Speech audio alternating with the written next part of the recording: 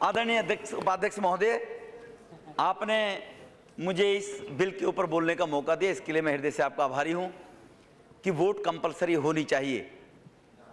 निश्चित रूप से हमें ये याद करना चाहिए देश के निवासियों को कि वोट कंपलसरी क्यों होना चाहिए। वोट देने का अधिकार हमें भारत माता के उन सपूतों ने दिया है। जयप्रकाश जी ने भी जो अभी अपने वक्तव्य में कहा कि हमारा देश 1947 से पहले गुलाम था, तो राजगुरु, सुखदेव, भगत सिंह, चंद्रशेखर आजाद ऐसे भारत माँ के वीर सपूत थे जिन्होंने कुर्बानी देकर और हमें वोट देने का अधिकार दिया।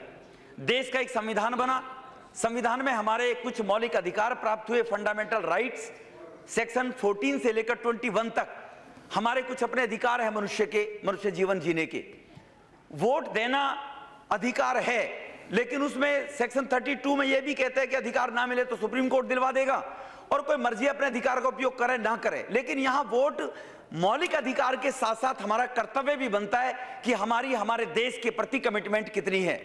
इस वोट के देने से ना देने से कभी कभी ऐसे लोग चुनकर आ जाते हैं कि जो निश्चित रूप से देशद्रोही का काम करते हैं और अपने स्वार्थ की बात करते हैं।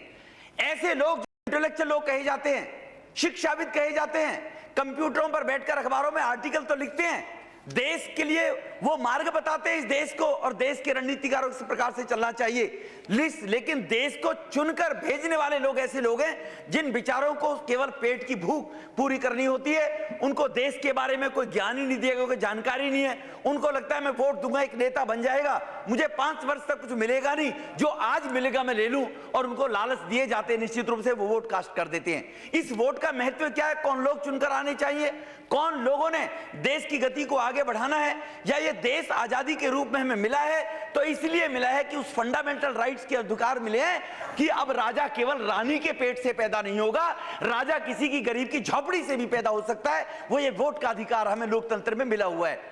अब ऐसे ऐसे रानियों के पेट से राजा पैदा, लल्लू पैदा हो जाते हैं, बेचारे भाषण भी नहीं दे सकते, बोल भी नहीं सकते, प्रेजेंटेशन भी नहीं रख सकते, पढ़ के बोलते तो आंकड़े भी ठीक नहीं बोले जाते हैं, लेकिन फिर भी लोग उनके पीछे लगे रहते हैं।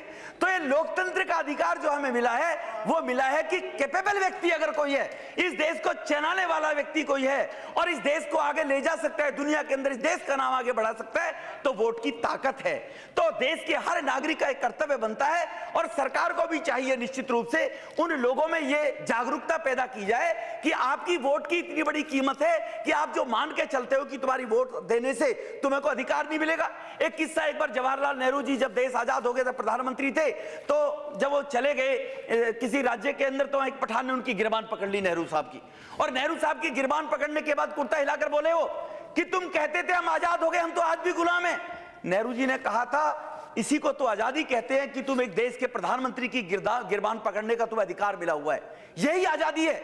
लेकिन आज कुछ लोग इसको मिसयूज करते हुए केवल सुशासन के नाम से टोपियां पहनकर कि आज भी लोगों को भटकाव के मार्ग पर ले जा रहे हैं कि हम आजाद नहीं हैं। आजादी का मतलब उनको समझाया नहीं जाता।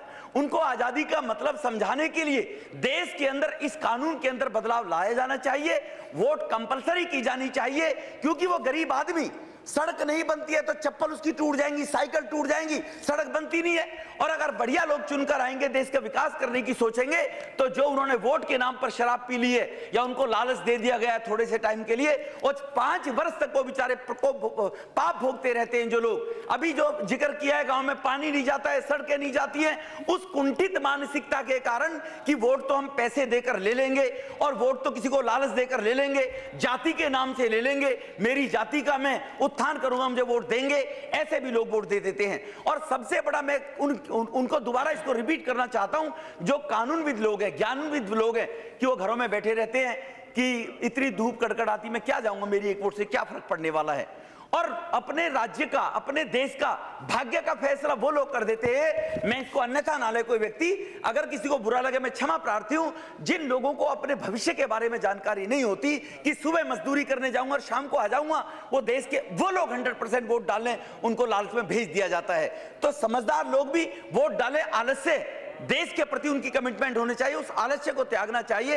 इसलिए इस देश के अंदर वोटिंग कंपलसरी होनी चाहिए। इस प्रस्ताव के पक्ष में मैं ये बात कहूंगा, मैं कोई सरकार वाली बात ना कहते हुए इसमें और अमेंडमेंट होना चाहिए। जब इसको लागू होगा तो अमेंडमेंट हो ही जाएंगे ऑटोमेटिकली, लेकिन उसमें कहीं ना कहीं आदमी को जो सरकारी सुविधाएं प्राप्त होती हैं, अगर वो वोट नहीं डालेगा तो 5 वर्ष तक उसको जो सब्सिडी, जो सरकारी सुविधाएं किसी रूप में मिलती हो, उससे उसको छूट नहीं दी जानी चाहिए। ऐसा प्रोविजन देश के कानून में होना चाहिए कि जब तुम वोट नहीं डाल सकते किस व्यक्ति को जिताना है, तो तुम्हें गवर्नमेंट से ये ग्रांट लेने का भी राइट नहीं बनता है। ऐसा कोई प्रोविजन होना चाहिए और इसको कंपलसरी देश में करना चाहिए। अध्यक्ष जी, आपने मुझे बोलने का मौका दिया, इसके लिए आपके हृदय से आभारी, बहुत बहुत धन्यवाद।